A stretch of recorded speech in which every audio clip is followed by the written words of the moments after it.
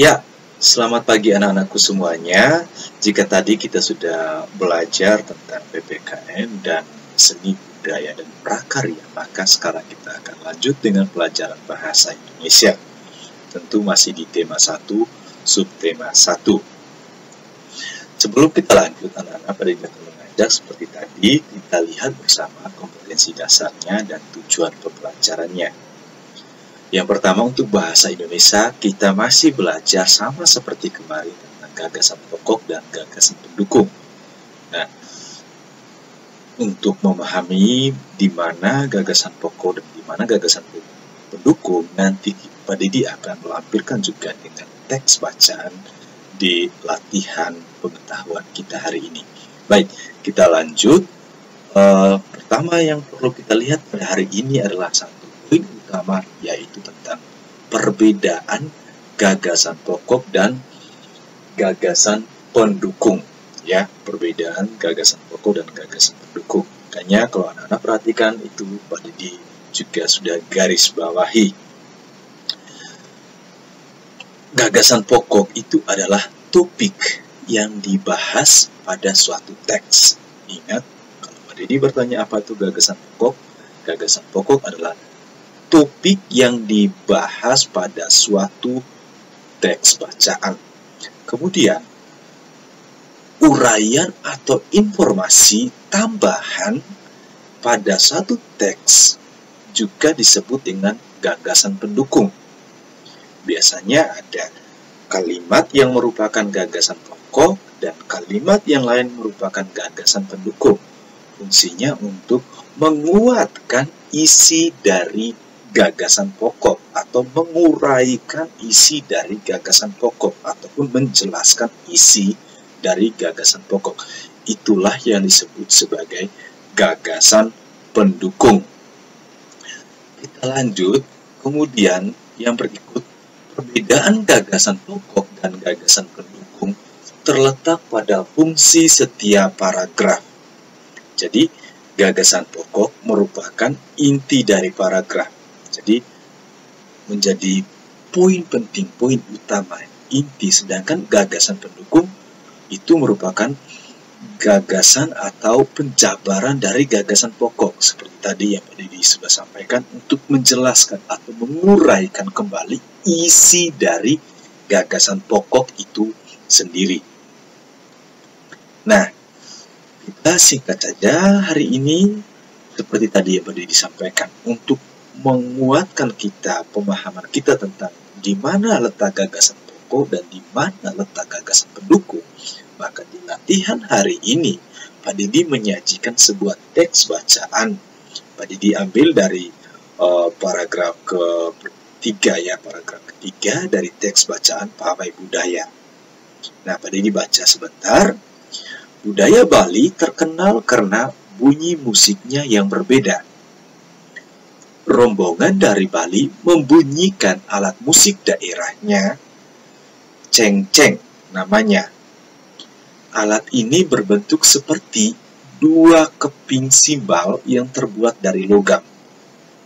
Nyaring bunyinya ketika kedua keping itu dipadukan. Oke anak-anak, maka untuk latihan kita hari ini, Pak Dedi meminta anak-anak membuat 2 poin. Yang pertama, gagasan pokok dari paragraf tersebut ada di mana? Mana kalimat mana yang merupakan gagasan pokoknya? Kemudian, kalimat mana yang merupakan gagasan pendukung? Nah, semua jawaban itu ada di paragraf yang sudah Pak Didi tampilkan di atas ini. Ya, silakan kalau anak-anak masih kesulitan, boleh bertanya lagi kepada Pak Didi atau bisa membantu kepada meminta bantuan pada orang tua atau saudara yang ada di rumah. Demikian untuk pembelajaran bahasa Indonesianya. Sekarang mari kita lanjut dengan pembelajaran ilmu pengetahuan alam. Ya, kemarin di pembelajaran 1 kita sudah membahas tentang ilmu pengetahuan alam, bunyi. Pak Didi menampilkan benda-benda yang dapat menghasilkan bunyi. Maka hari ini kita lanjut ke bagian berikutnya. Namun sebelumnya Pak Didi, ini adalah kompetensi dasar pembelajaran kita hari ini dan juga tujuan pembelajaran kita hari ini. Tujuan paling pertama adalah ingat, kita hari ini berusaha untuk memahami sifat-sifat bunyi, ya, sifat-sifat bunyi yang dapat merambat, ya. Nanti ada anak-anak nanti akan di akhir-akhir nanti kita akan membuat laporan tentang sifat-sifat bunyi yang merambat dengan sistematis. Oke, kita lanjut ke poin pembelajaran kita hari ini. Yang pertama hari ini yang kita pelajari tentang perambatan bunyi, ya, perambatan bunyi. Kalau kemarin kita sudah belajar tentang alat-alat musik yang dapat menghasilkan bunyi, maka hari ini kita belajar lagi tentang perambatan bunyi. Bunyi dapat merambat melalui 3 jenis media, yaitu benda cair, benda padat, dan gas. Namun, bunyi tidak dapat merambat di ruang hampa karena tidak memiliki media yang dapat merambatkan bunyi. Jadi, ingat, bunyi dapat merambat melalui 3 media. Yang pertama, apa? Ya, benda padat. Kemudian yang kedua adalah cair, dan yang ketiga adalah gas. Contoh benda padat seperti apa, cair seperti apa, dan gas seperti apa, nanti kita akan bahas pada slide berikutnya.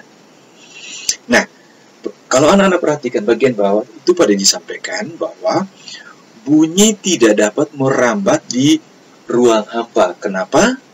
Bunyi tidak dapat merambat di ruang hampa karena tidak memiliki media yang dapat merambatkan bunyi. Nah, ruang hampa ini seperti apa sih Pak Dedi?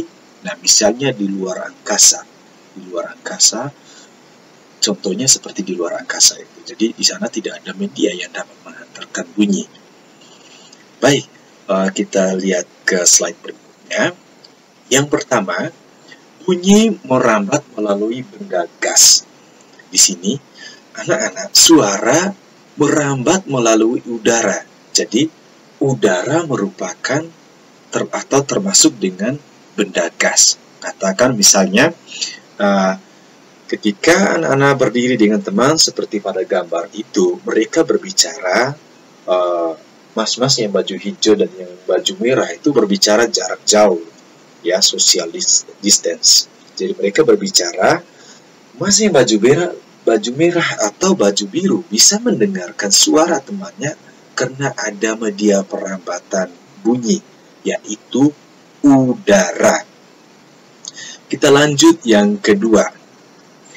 Bunyi merambat melalui benda padat. Nah, suara merambat melalui benang kasur. Benang kasur termasuk contoh benda padat. Jadi, dengan perantaran benda padat itu kita dapat mendengarkan bunyi.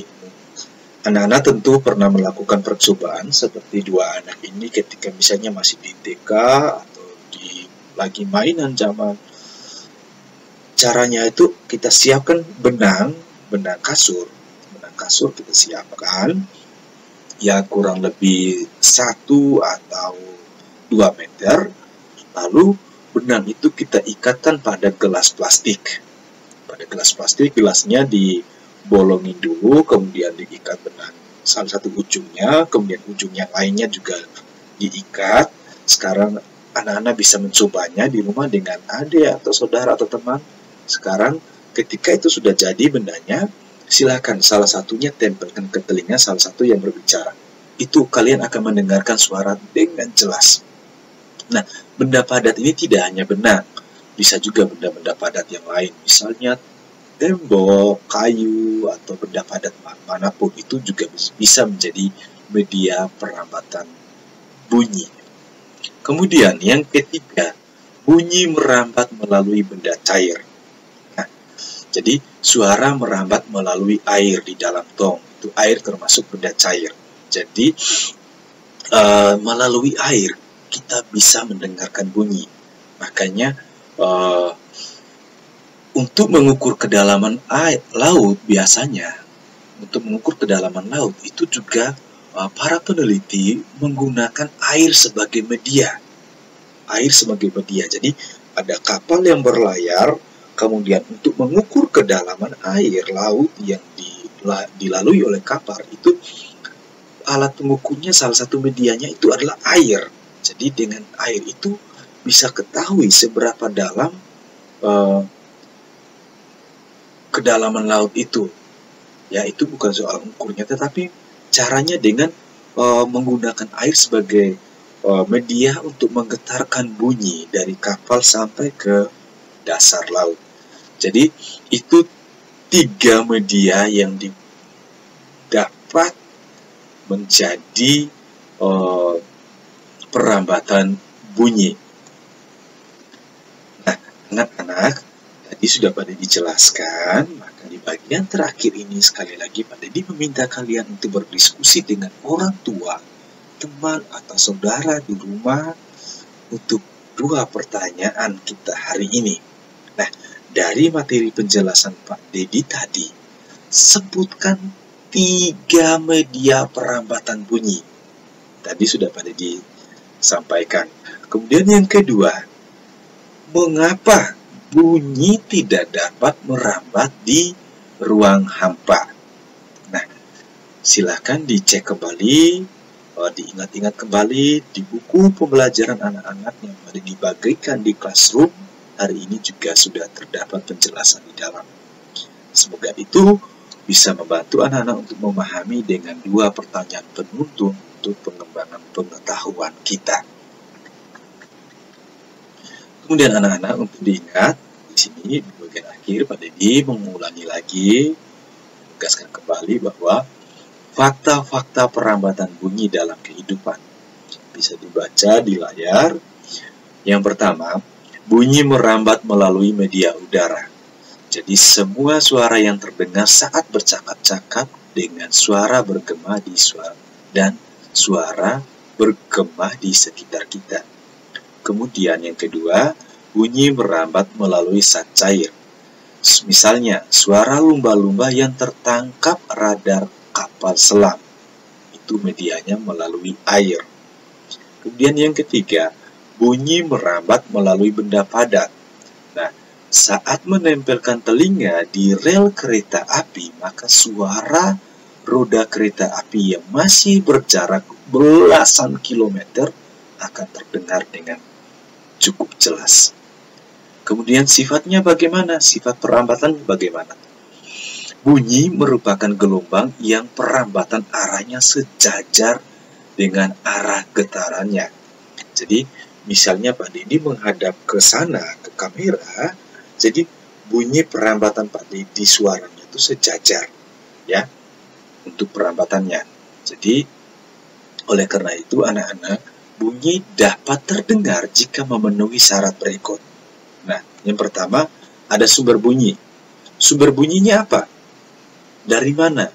Nah, kemarin misalnya ada gitar, angklung, biola, kecapi, seruling. Itu benda-benda yang merupakan sumber bunyi. Yang kedua, ada media pengantar. Nah, untuk mendengarkan bunyi itu media pengantarnya apa? Apakah air? Apakah benda padat? Apakah gas atau udara? Yang ketiga, ada pendengar. Nah, ini penting poin ketiga ini. Harus ada pendengar. Itu. Bunyi itu akan terdengar kalau ada pendengarnya. Kalau tidak ada pendengar, ya bunyi itu tidak akan didengar. Ya, harus ada pendengar. Jadi, bunyi yang berasal dari sumber bunyi sampai kepada pendengar dengan cara merambat. Bunyi yang dapat merambat melalui media perantara, baik itu udara, zat cair, dan benda padat. Bunyi tidak dapat merambat tanpa adanya media perantara. Jadi, bunyi yang merambat melalui benda padat dan zat cair akan terdengar lebih jelas dibandingkan dengan bunyi yang merambat melalui udara. Loh, kok bisa, Pak? Iya, kalau udaranya tenang, itu bunyi akan terdengar dengan baik. Kalian bayangkan berbicara dengan teman yang jaraknya sekitar 3-4 meter dan saat itu anginnya sedang kencang. Suara kita tentu tidak akan terdengar dengan jelas. Oke, baik anak-anak, sekian terima kasih untuk pembelajaran kita yang kedua hari ini. Sekali lagi kita terus mohon doa pada Ibu berpesan untuk selalu jaga kesehatan. Anak Kanisius, anak hebat.